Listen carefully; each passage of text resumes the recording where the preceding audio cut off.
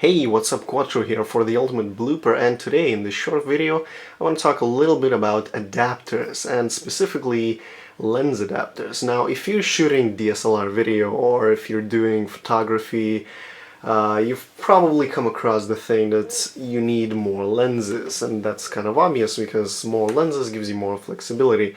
Now, if you're a student or a poor person just like me, you're probably considering a lot of vintage lenses, because vintage lenses, they cost anywhere between 5 to about £100, and basically that price, well, I mean, let's be honest, it beats the new lenses by a long shot. So for example, here I have a Helios 44M4 lens, which is basically a vintage lens that comes from Zenith camera. There you go. And it stops down to f2, which is perfect for video. Incredible. And these manual lenses, they come with manual iris and manual focus and all that kind of stuff. And I picked up this lens for a tenner, so I mean, you can't go wrong there. So anyway, but you do need to adapt these lenses somewhere, because you cannot use them on a DSLR without an adapter, because they come with a screw mount as such. So what you do is you go to eBay, and you're probably going to find some adapters if you search for M42 to EOS or whatever the mount you've selected for your lens. But anyway, this video is not about lenses, this video is about adapters.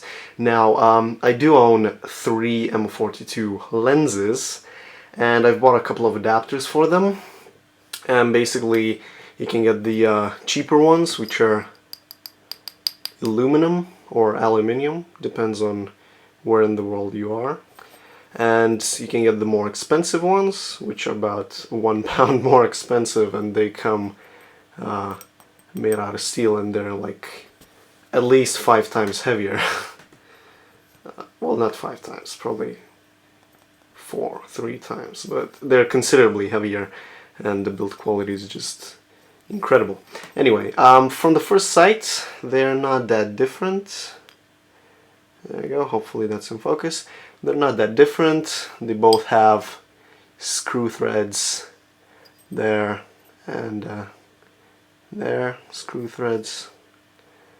And they both do the same job. They adapt the M42 lenses to Canon EF mounts. However, if you look close enough, this adapter here, it has a little step. This one doesn't. And you know, the height is the same, everything, and it's the same mount, the same screws, but one has a step and the other doesn't. To prove that, put them together.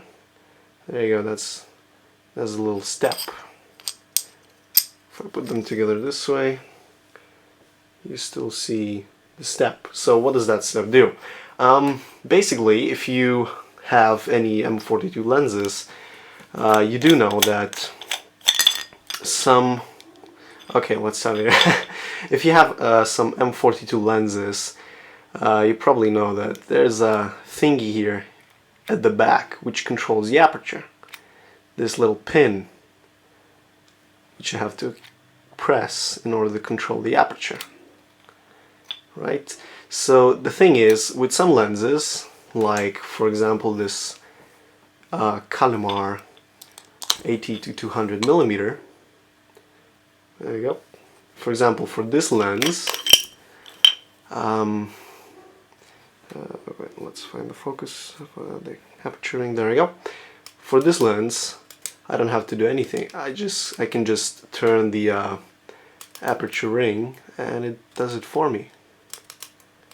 There you go. But then again, some lenses, like this Canon, it's a good example, it has the manual to auto switch, and you can know that because these lenses are usually marked with an auto mark.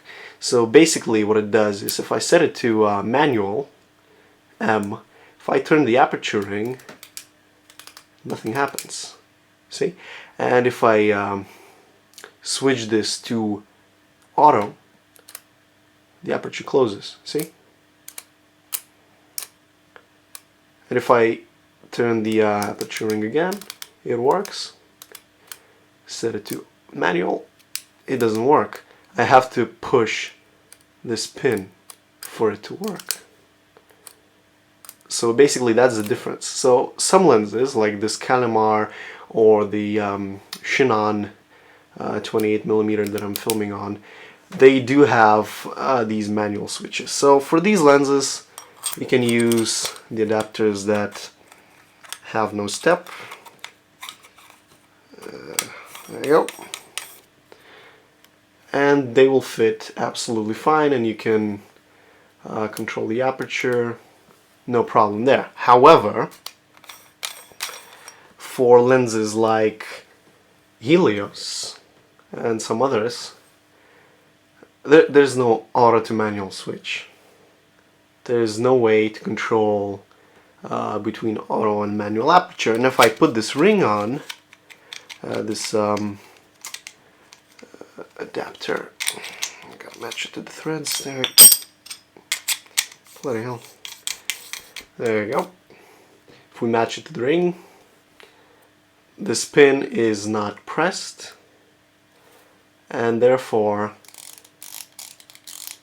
my aperture controls do nothing. So this is where the step comes into the play. So if I put this adapter on, let's match the threads, which is kind of annoying, especially, there we go.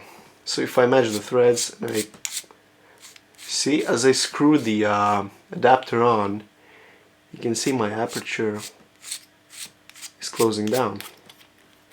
There you go. So now this lens is working perfectly. So, you know, depending on which lens you have, you should have a look on eBay, like which adapter you're getting. And I'm going to be posting links in the description which adapters are the ones that I got, that have the step, and the ones that don't. Because, you know, if you especially if you want to do some filming or photography or whatever, and you own like a EOS like this, and you accidentally buy this ring, well, you're pretty much screwed, unless you modify the lens itself. Because one of my friends, he bought a 15mm f1.8 lens, was it? Basically he just dismantled it and fiddled around with the internals and kind of made the pin become pushed forever, so to speak, and basically that's how we got the lens working the way the auto lenses would. But you know, if you get the auto lenses, any adapter will do. It doesn't matter if it has the step or not. These ones I highly advise to get the one with the step. So that's pretty much the topic for today, and these lenses I'm going to be reviewing in my other videos, so check my channel out. And we'll see you next time. And also, if you found this video useful, please subscribe. That would help me out a lot. Thank you very much, and see you next time.